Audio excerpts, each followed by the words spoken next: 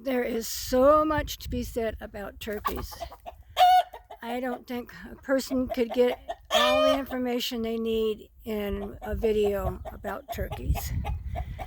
Turkeys are fun to watch, they're fun to have, they're like the Jim Carrey of the barnyard. They, if you are going to be getting turkeys, you'll want to start with the friendly ones. And these guys are roosting way up into the trees, kind of away from the ground predators, except for him. I don't know where he's going. But turkeys they like to be together. They like company. They don't like to be alone. Although right now he's wandering around. And you can raise turkeys with ducks and chickens. I would, have my ducks to where their water and everything is away from the turkeys so that the turkeys don't get wet. But when they're young, you can even raise them together when they're young. Just keep the turkeys away from the ducks in the water, because the ducks like to throw water everywhere.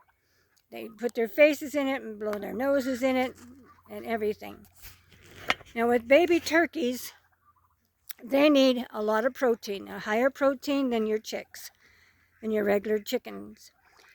They need like a 28% protein. And to do that, you'll need to get either a game bird feed, or you can feed them chick starter along with brewer's yeast and mealworms, or even crickets. You can buy crickets, even live crickets, and they'll eat those. And as they get older, you can start letting them out to eat the green grass, to eat the insects. They like to roam around, and they're extremely good flyers. They can fly long distances, unlike your domestic ducks that don't fly as far. But these turkeys can fly very long distances. The brewer's yeast will help give them the extra niacin that they need.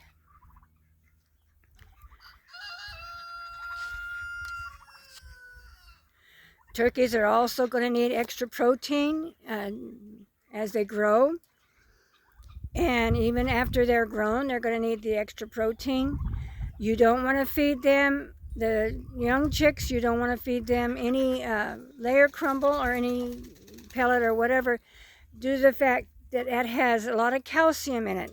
And so you don't want to give these babies a lot of calcium. Calcium at a very young age is very toxic.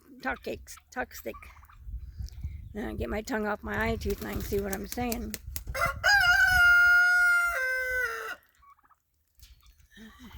And these guys, they're ready to go to bed. They're already roosting.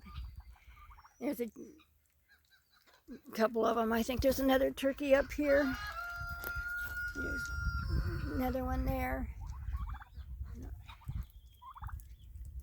There's another one there. These guys are so funny though. I mean, they really are funny. I enjoy them a lot. They follow me all over this place. These turkeys are classified one of the 8 that are friendly. The Royal Palm turkey is friendly. The midget whites are friendly. The Beltsville whites are friendly. If you're going to start with turkeys, I would definitely start with the friendly ones. There's some other ones that are a little more aggressive. And so if you're first time with turkeys, I would advise to start with the breeds that are very friendly. These guys I hatched out, or I bought at the feed store, and I have been with them the whole time, taking care of them, feeding them, and keeping their brooder clean, making sure they have fresh water and all the food that they can need while they're in the brooder. Now they are out. They go out, they roam around, and in search of insects. They eat ants and other insects. Now, the turkeys are going to go into a molt twice a year, once in the before summer and once in the fall. About this time of the year, these guys are going to start molting. And molting, they can become aggressive when they're molting, they say. But these guys so far have been staying pretty friendly. Turkeys have been known to dust themselves as they're molting, and they will dust themselves inside a ant hill to get the ants on them to help keep mites, termites, and ticks and fleas off of them. They will have bare spots on their bodies when they're molting, so they go into the ant hills to keep the insects off. These guys have also gone into my ant hills, which I'm glad, and have dug them up and eaten them. So the ant hills around here are starting to get limited, which is probably good. You can see it. These silly turkeys. This is where they like to roost, and they like to roost with that one hen. She likes to roost up here with them. I think she feels safe with them because they're much bigger. Now they will start molting also in December and molt from December to March, but it's just what they call a minimal molt. It's where they lose a few feathers during the winter and regain feathers the whole time. They'll lose a feather on one side and gain a feather on the opposite side.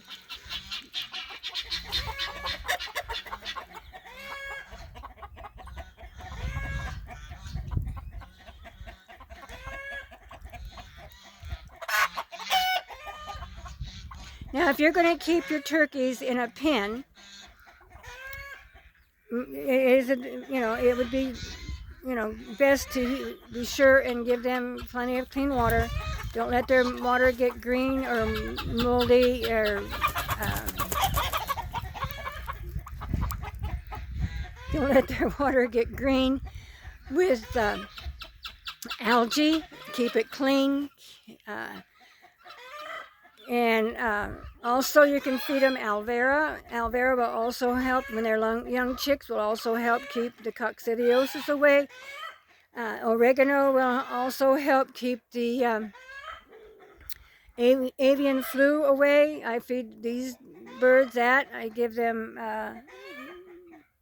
ginger and garlic in the aloe vera to help keep the internal and external parasites out and off. None of my chickens have lice or anything because I do feed everybody that, so that it helps keep the worms down, keeps the lice down, chicken lice, and it also helps their immune system. Aloe will also help them to digest their food better, to give them a little more of an appetite,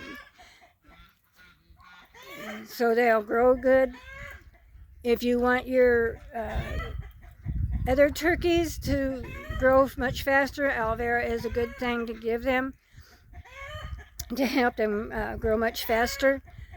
I only give the aloe vera to these guys just enough to give them their garlic and ginger to where they can keep the parasites down. I also give them, like I said, the oregano, which helps with avian flu and coccidiosis.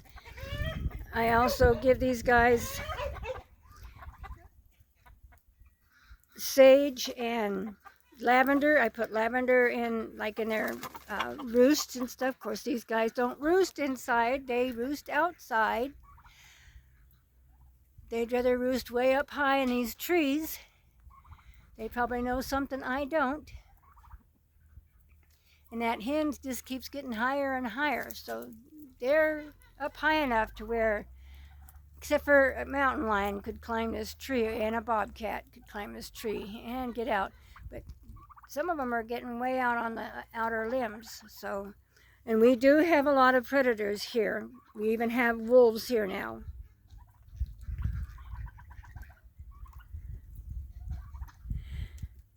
The only time these guys will probably get a little more aggressive is when they are breeding and when the hens are laying and sitting, because the toms will get more protective of them.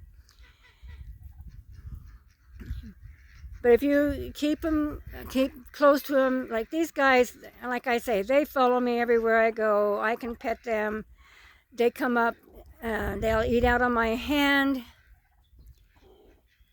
So as long as you keep your turkeys that way, you won't have a lot of problem with them.